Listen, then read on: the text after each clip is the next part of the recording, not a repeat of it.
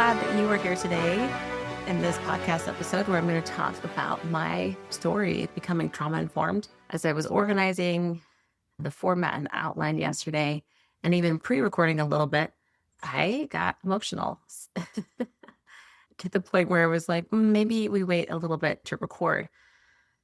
I just kind of let myself feel as I talked through what this last decade has meant for me. It's probably been one of the most transformative decades in my life.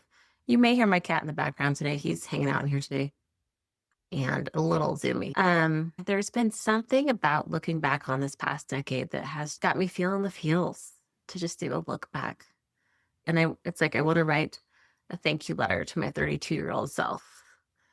When I think about a lot of the precipice for change in my life, things got better when I started doing my own work. So yeah, it's just been a time of deep reflection and appreciation for my past self. And I get emotional when I think about her and how she made choices that got me to where I am today. And a lot of it really comes back to that 32-year-old version of me who wanted to learn more about trauma, learn more about anxiety and depression and all of these things so that I could support my non-functioning spouse and so that I could support myself and so that I could call in support as needed. So I'm just going to talk about the arc of the last decade a little bit for me, where it felt like my world fell apart, different breaking points and points of fear, and how things pivoted and transformed as I discovered this trauma-informed work. And the decision I was able to make from a trauma-informed space that catapulted me to another continent and made a huge difference for who I am today. So this episode's going to be a little more unscripted, a little less edited. You're going to hear longer pauses, but the point of that is just for you to just really get a feel for me and my current energy. Let's do it. All right, let's do this. So 10 years ago, almost to the month, I felt like I was riding the coattails of all of me and my partner's work with respect to the American dream. We met, we dated, we got married the Mormon way, which was pretty quick. I was older than most of my friends that got married. By older, I mean 23. So my brain was not even fully developed. But when I met my partner, Danny, we met in Thailand doing volunteer work post-tsunami, if you can remember that tsunami that hit in 2004. I was about to finish my undergrad when that hit. I still remember watching the news and just sitting on the couch crying because of this horrendous natural disaster that had happened. And, of course I felt helpless, and it was during Christmas time. I remember going back to school and being sad about it, but feeling helpless. As I continued through the semester, I was planning to finish up my undergrad and then go do a summer of continuing education at BYU, Hawaii, which is a sister of the university that I went to that's set in Hawaii. So I was really looking forward to that. It's something I'd wanted to do my entire undergrad. I was ready to take surfing and religion classes for a summer and hang out. And I did everything I needed to do. I'd applied and my bishop's interview. I got accepted. All was well, except there was this one night where I just couldn't fall asleep. If you knew me back in the day, that never happened because I slept so little that I never had a problem falling asleep. But this night I did. And I remember just having this thought, maybe I'm not supposed to go to Hawaii. And so I decided, well, I guess I'm not going. I fell asleep within minutes. But then the next day, I remember thinking, well, gosh, what am I going to do now? So I started talking to my cohort, study buddies, and friends. I have this one study buddy in the economics program with me who was going to Thailand to do tsunami work. And he was like, you should come. There were different projects they had going on, one of which was microcredit, which I thought would be so fun and phenomenal. I decided to go to Thailand. And I remember one of my clergy leaders telling me, this is such a special, unique time in your life. Maybe go with an open mind. If you're able to stay longer, stay longer. So I went with an open mind. I was originally going to go for 6 weeks. And then 6 weeks to the day that I would have flown home was the day that my future husband arrived in Thailand to do some volunteer work as well. And so I'd already decided by that day that I was going to stay through the end of the summer with this one other girl. It was incredible and lovely. And that's where we met. And we both weren't looking for anything. I'd just gotten over a bad relationship, and he was the beginnings of some other relationship. We became friends. I just remember he wasn't like anyone else I'd met. He was special. I felt this level of safety with him that I don't think I had felt with other men before in my life. It was just like a really deep safety. So fast forward, we get married. After we get married, my partner decided he wanted to go to dental school because that was one of those careers that supposedly like makes a lot of money, but you've got great work-life balance and all the things. And so he decided he wanted to go to dental school. Instead of finishing his last year at BYU in the business finance program, he extended it a year. And for 1 year, he just took science classes. And then that second year, he was interviewing for dental schools while finishing up his business finance degree. So he gets his degree, he gets into one of his top schools that he was excited about. I was so excited about the location because we got to move to LA. And while he was doing all of that, I got my master's degree in accounting. We just kind of did those checkbox things you kind of just do. So we did all those things. He went to dental school, and I worked for a big accounting firm in downtown LA. And we started having kids and got his first job. And we moved from LA to Oregon. One of his family members had a health scare. So we decided to move back to Utah. By the time we moved back to Utah, I was pregnant with my third. And we found this great home in this beautiful neighborhood. And everything was kind of lining up.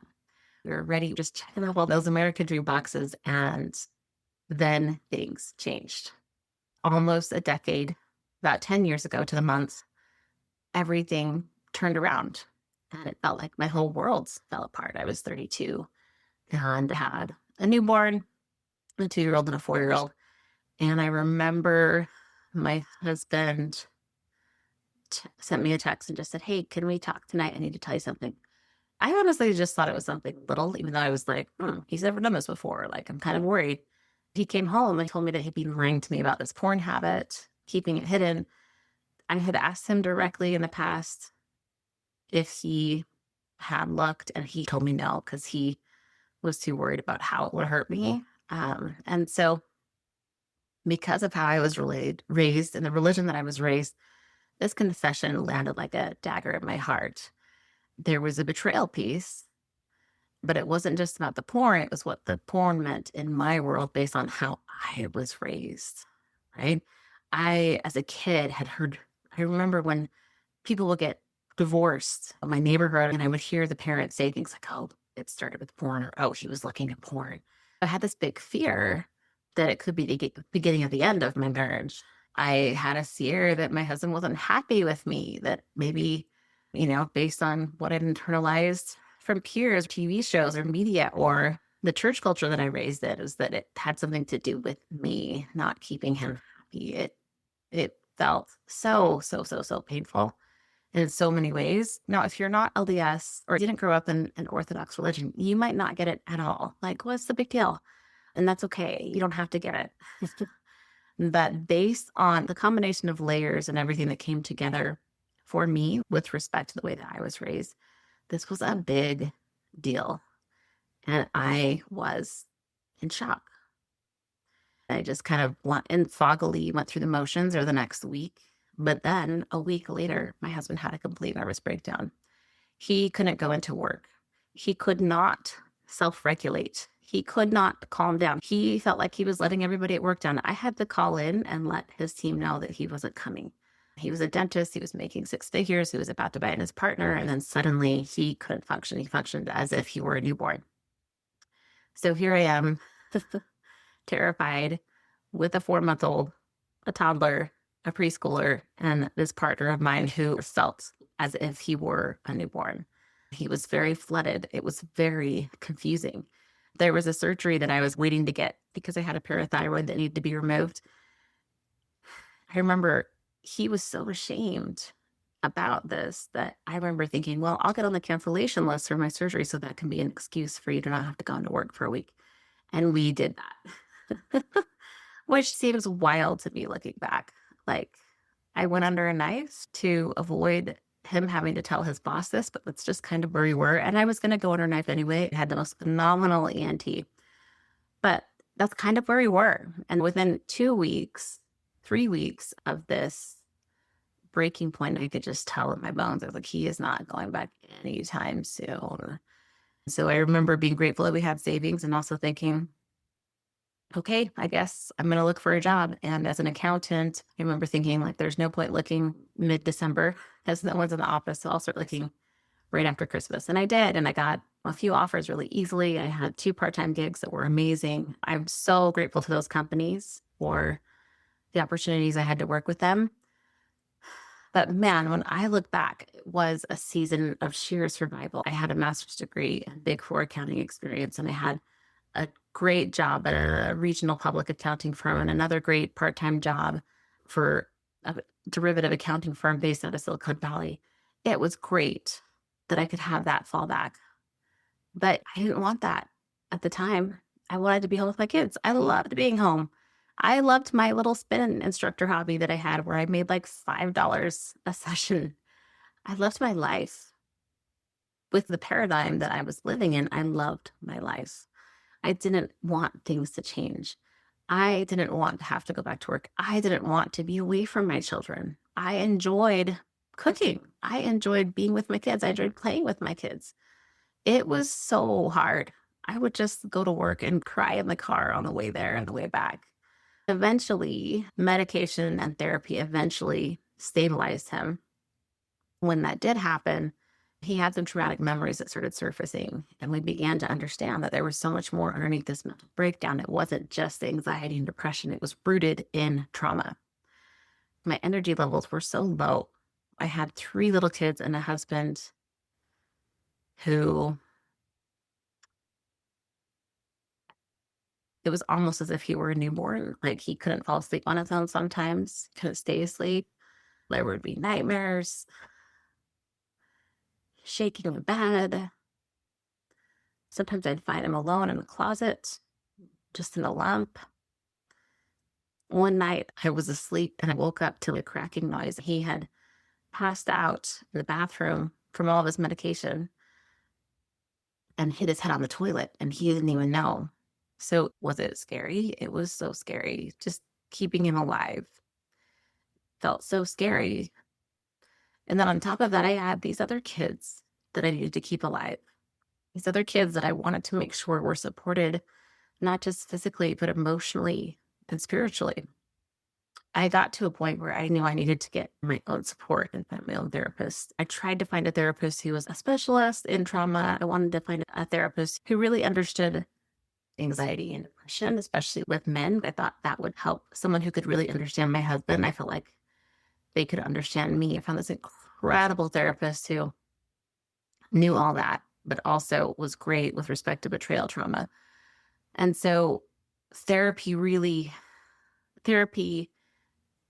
learning how to do deep processing in therapy was so, so, so incredible and impactful for me and for my health and well-being, like my physical health.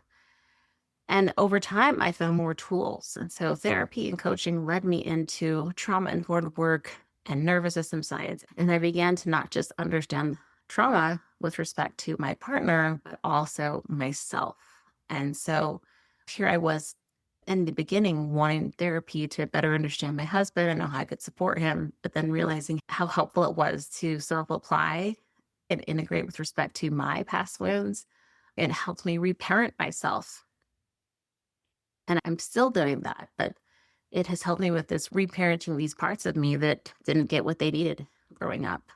It has helped me, and it's something that I teach my clients, of course, how to do it specifically. So as I discovered trauma-informed work, things really started changing for me. Therapy and coaching led me right into this stuff, right into trauma-informed work and nervous system science. Slowly, I began to understand trauma, not just in my husband and how it affected him, but also myself, how it affected my behaviors, how past wounding, how the ways I was raised, how stuff I inherited, genetically impacted that too. the neuroscience of our brain, all of this stuff. I started learning and really applying this stuff to myself. It was the precipice that changed everything. And it started with learning it, but also applying and integrating was huge as well, so that I could reparent myself. Those places where little Lindsay didn't get the support that she needed after acute events, I learned how to reparent her and love on her in that way. I still do that because I think, our experiences that we grow up, we internalize so much and at such a rapid rate. Our brain wants to categorize and catalog things to make things work based on younger versions of ourselves and just continue with that.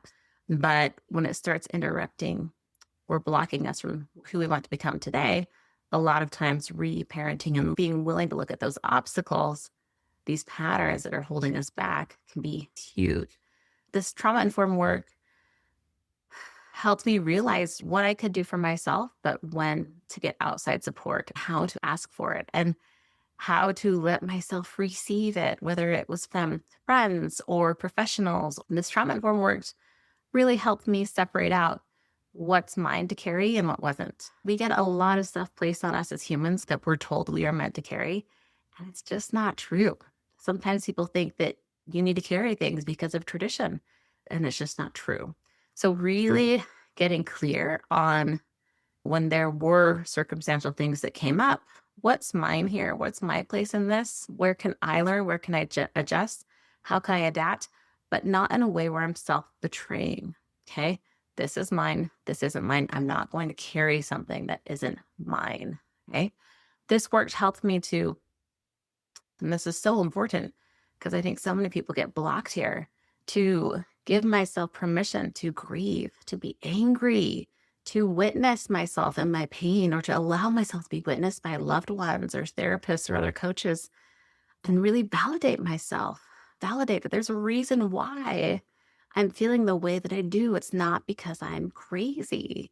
What if it actually makes sense based on everything that I've internalized growing up? This work has helped me learn how to advocate for myself in my marriage, in my parenting as needed, and in friendships and other relationships in my life. It's helped me see where to set boundaries, which has been huge. Really understanding a boundary. So really learning the definitions of what this terminology is and using it appropriately. Setting a boundary when it's actually a boundary.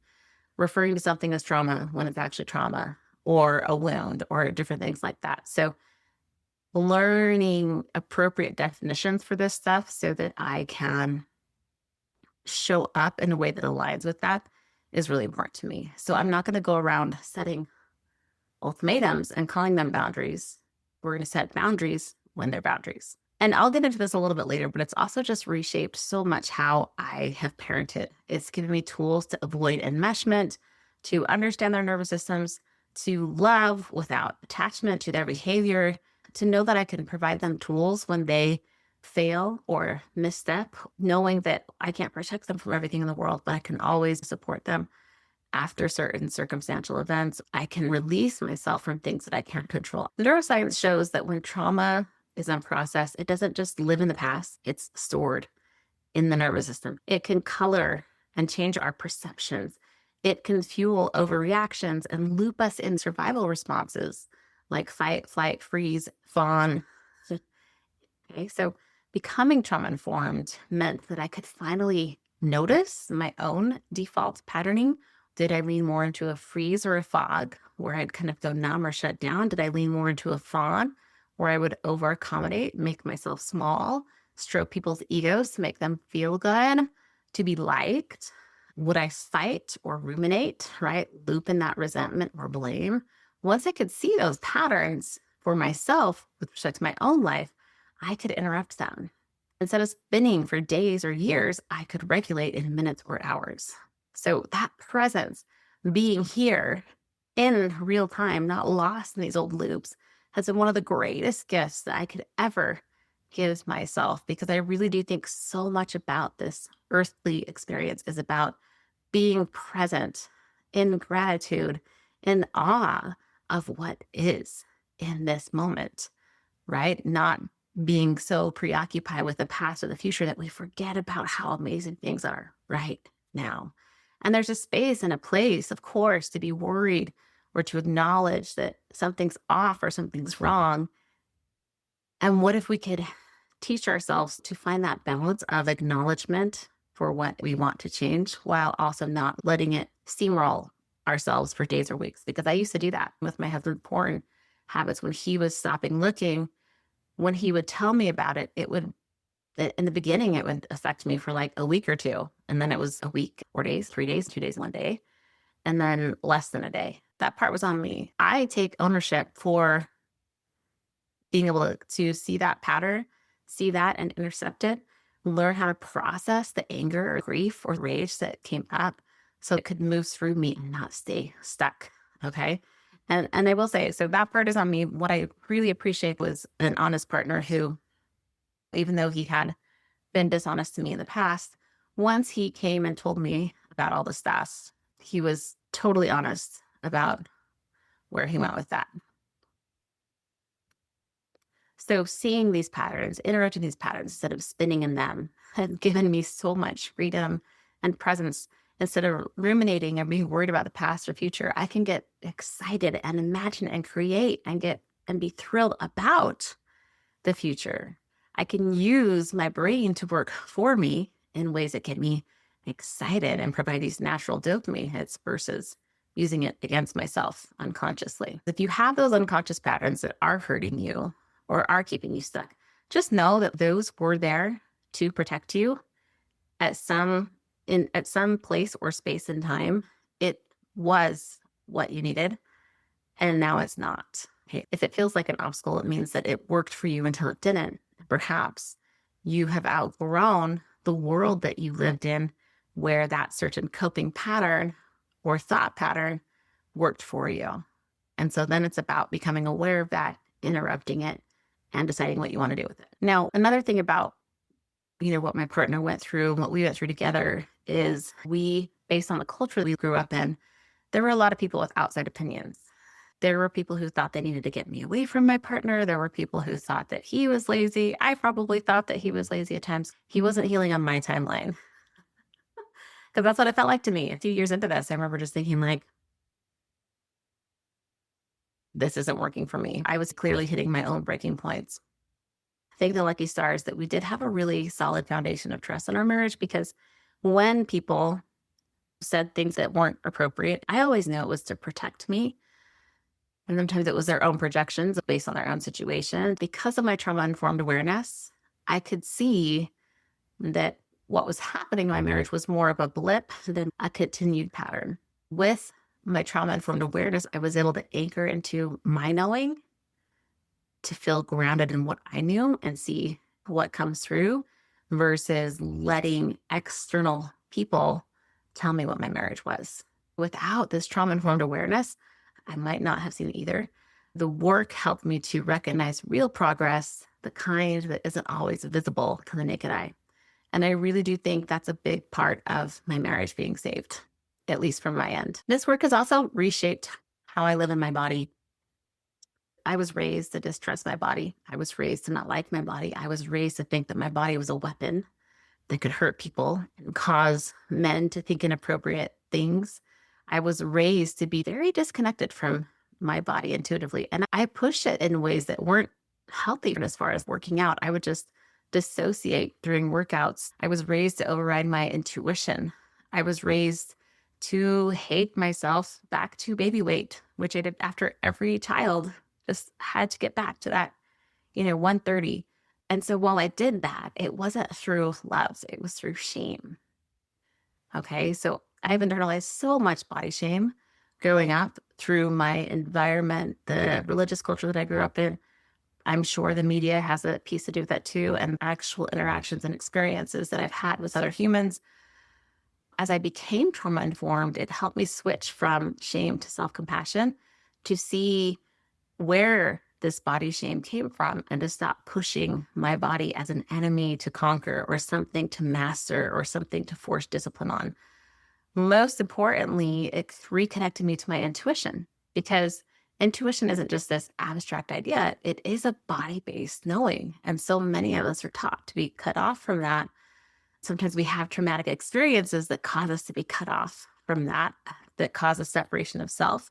So, this trauma informed work helped me return to that self energy, to be connected and present, and to be able to have interoceptive, proprioceptive, exteroceptive experiences with myself to understand and connect in that way. So, it's still something that I am working on. That's one of my things that I've had to work through for longer than I thought I would. But man, I look at myself so differently now. Even though I am bigger than my post baby weight, I look at myself with so much more love and appreciation for my body than I had in the past. I used to think of my body as an enemy or something that could betray me. And what I've realized now is that my body is one of my best friends. My body houses my soul. It has been there with me through all of it, through thick, through thin. It adjusts with me. It grows with me when I grow. It shrinks with me when I shrink, even if it's in an unhealthy way. It's just there, doing everything it can to support me. And for that, I am forever grateful because I am able to have this earthly experience because of my body. And I'm forever grateful for that. The trauma informed work has really helped me shift my perspective, and it's been huge for me. Trauma informed work has affected my parenting in so many ways.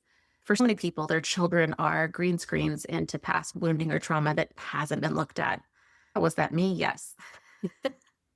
And each of my kids have brought up different things for me. And I'm not saying you need kids just for this, right? If you don't have children, you will have life experiences that do the same thing. But man, is it a consistent one when it's your day to day? So I do see, my kids are I have a few teenagers now. And so today my role as a parent has changed, but seeing myself as a steward over my kids, I see my job as one of keeping communication open so that they know nothing is too big, too scary, or too shameful to bring to me ever. And here's what I want to offer too, is I think most parents believe this way. But the trauma informed tools have helped me learn how to communicate that and show that clearly so that their kids won't have to figure that out. Like, oh, well, you should have known you could have come and talked to me.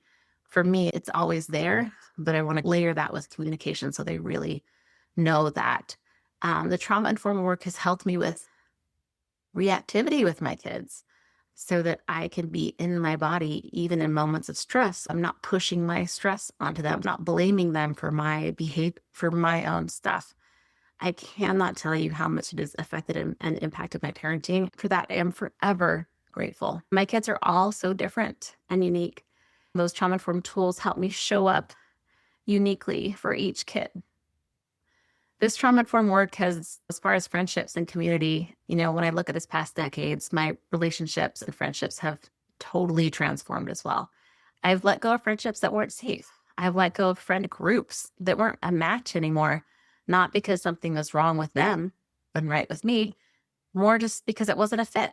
I would guess if you asked those people, they could say the same thing on their end too. So it doesn't have to mean something's gone wrong. It's more just about evolving differently.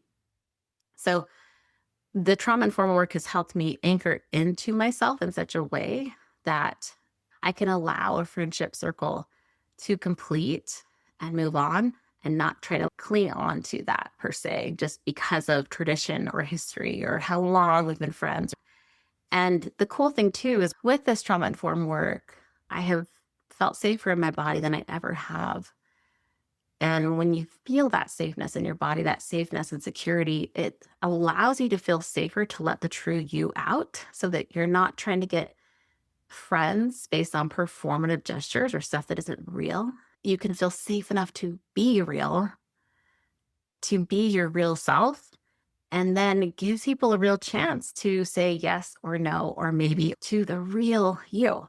So, yeah, are there people that probably don't love the real me? Yeah, of course. And that's totally fine.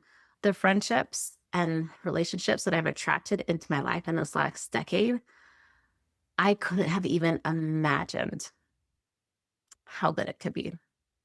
Could not have even imagined. Like 32-year-old me just didn't even know how good it could be. right? And so what worked for her then was great.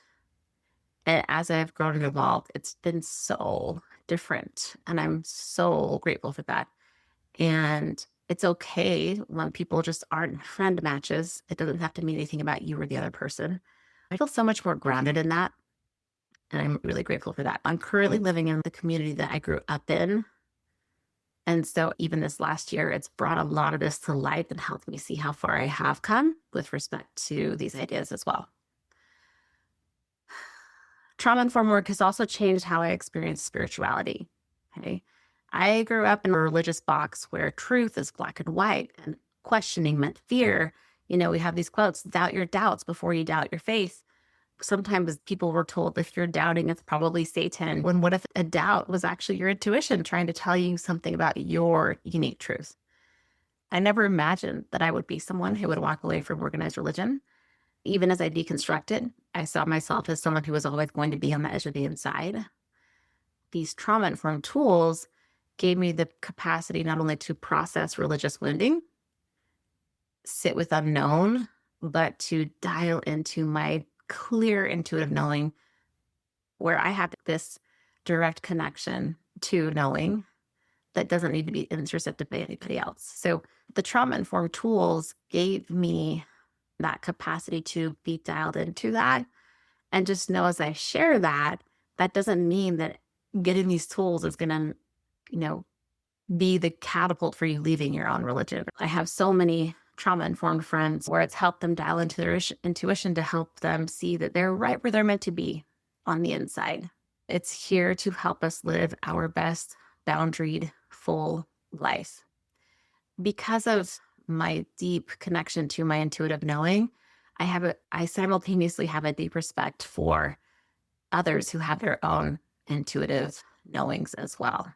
Yeah, when I have gatherings or retreats, when I connect with others or bring people together, we have people who have never been religious, who are post-religious, and everything in between are around whatever I just shared.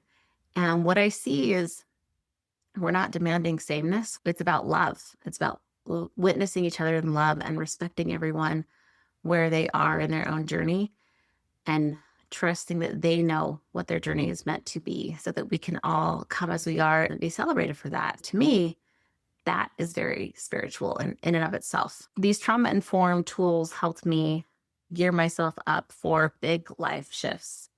As my partner and I recalibrated with respect to him and his health and well being, and we re-questioned this American dream. We realized that the dream that this illusory dream that had been placed in front of us, that we set this checkbox list to move towards, wasn't our dream anymore. We didn't want to trade in our lives for career slavery or his healing for performative success.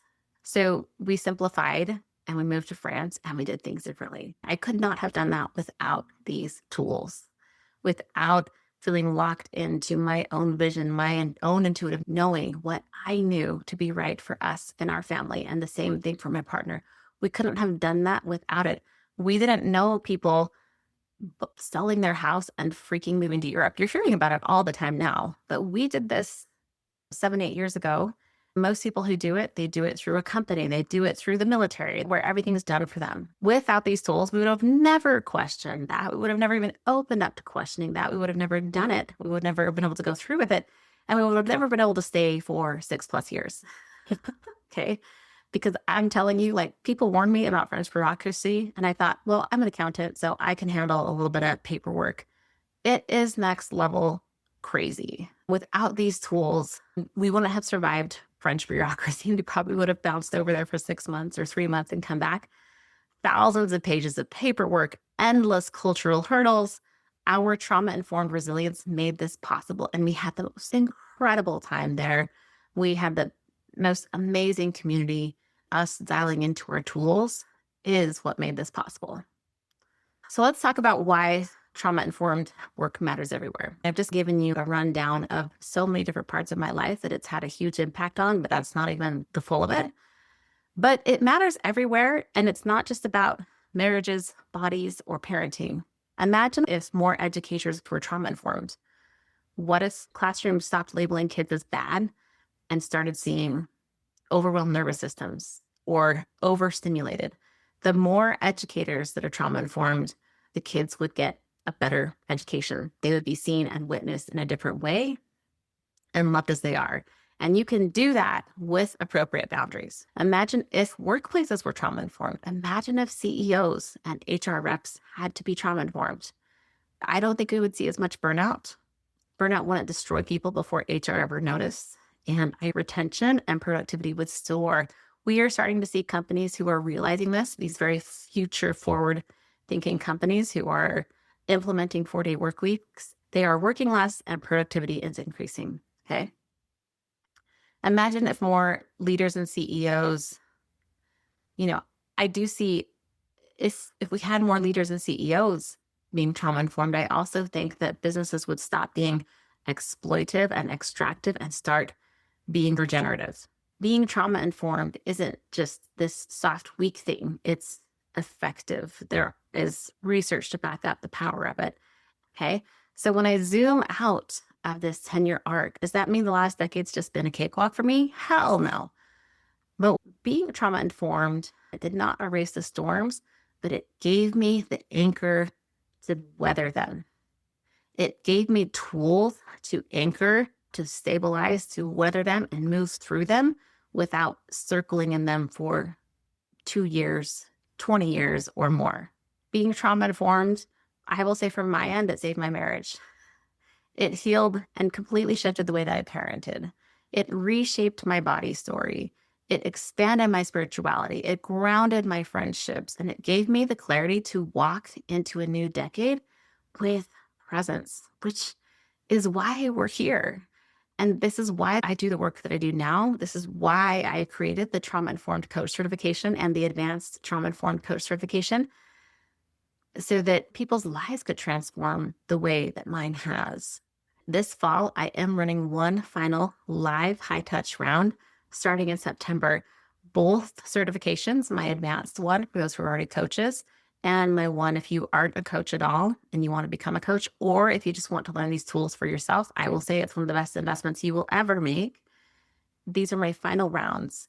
And in these rounds, you're going to get live teaching, coaching calls, a 3-phase curriculum that's changed lives from parents to coaches to church leaders to business owners to everything else. So if you have felt the pull, this is your time to do it live with me one last time in this way.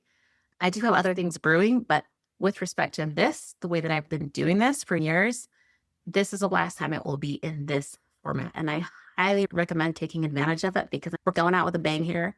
We're doing it at 50% off. And if you're a woman and you sign up, guess what? You get to come to my retreat this fall in Zion's for free. You can come be in the bunk room with XL twin beds and your own outlet and luxury accommodations for free. So not only can you get this amazing bonus for 50% off, you also get the chance, if you identify as a woman, to come to this amazing luxury retreat to get a feel for some of these incredible tools that we'll be teaching in the program. All right. So if you felt the pull, this is your time, because trauma-informed work doesn't just change your life. And even if it did just change your life, there will be a ripple effect. There will be impact, but you also just get to come and do it for you. I've had a lot of people come just do it for themselves and their own well-being, which is amazing. So you can do it that way, or you can do it and make it a new career. But if you're feeling this pull, if you're still listening, I have a hunch that this is your time. Make sure you get signed up. In the next podcast episode, I'm going to walk through what that looks like for you, what the certification will look like, so that you can really get a feel for what you're jumping into and just know that it'll be amazing. Thank you so much for being here. I'm so grateful for this audience, for the connection I have, to those that reach out via social media or email. Everyone is wonderful and amazing. There's so much good in this world, and everyone deserves to feel that joy, love, appreciation, and to be celebrated for who they are. And so that's what you will get at the retreat this fall, but it's also what you'll get in our certification program. So come experience what that's like, because you deserve it.